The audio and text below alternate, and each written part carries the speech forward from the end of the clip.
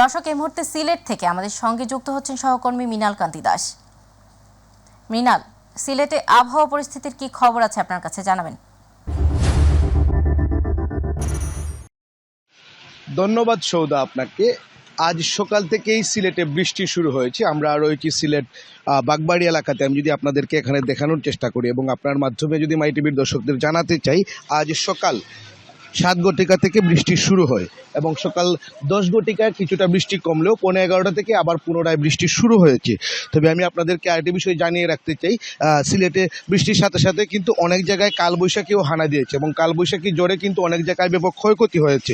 আমরা আবহাওয়া অফিসের সাথে কথা বলেছি। আবহাওয়া অফিস আমাদেরকে যে বিষয়টি জানিয়েছে এবং আগেও যারা পূর্বাভাস দিয়েছিল যে কয়েকদিন যাবতই কিন্তু সিলেটে বৃষ্টি হতে পারে, সেই অনুপাতে কিন্তু আজও সকাল থেকে বৃষ্টি শুরু হয়েছে এবং কিন্তু এখনও কিন্তু সেই বৃষ্টি চলমান রয়েছে। বৃষ্টির কারণে কিন্তু যারা প্রয়োজনীয় কাজে ঘর থেকে বের হয়েছিলেন তারা কিন্তু চরম বিপাকে পড়েছেন এবং আবহাওয়া অফিসের সাথে আমরা কথা বলেছি। আবহাওয়া অফিস আমাদেরকে যে বিষয়টি জানিয়েছেন যে এই বৃষ্টির কিন্তু অব্যাহত থাকবে এবং অনেক জায়গায় কিন্তু কালবৈশাখী জ্বরও অনুষ্ঠিত হয়েছে। কালবৈশাখী জ্বর এবং বজ্রপাতের কারণে কিন্তু মৃত্যু পর্যন্ত ঘটনা করছে এবং আমরা ইতিমধ্যে যে বিষয়টি জেনেছি যে সিলেটের কানাইঘাটে কিন্তু আজকে সকালে বজ্রপাতের কারণে একজনের মৃত্যুবরণও করেছেন এবং আমরা যে বিষয়টি জানিয়ে রাখতে চাই যে এই বৃষ্টির কারণে কিন্তু সিলেটের মানুষের মনে একটা শঙ্কাও দেখা দিয়েছে। 2022 সালের যে বন্যা হয়েছিল সেই বন্যার আর প্রস্তুতি কিন্তু এখনই সাধারণ মানুষকে নিয়ে রাখার জন্য সচেতন মনে করছেন। আসলে এই ছিল সিলেট থেকে আবহাওয়া পরিস্থিতির এখনকার পর্যন্ত আমার কাছে সর্বশেষ। সৌদা।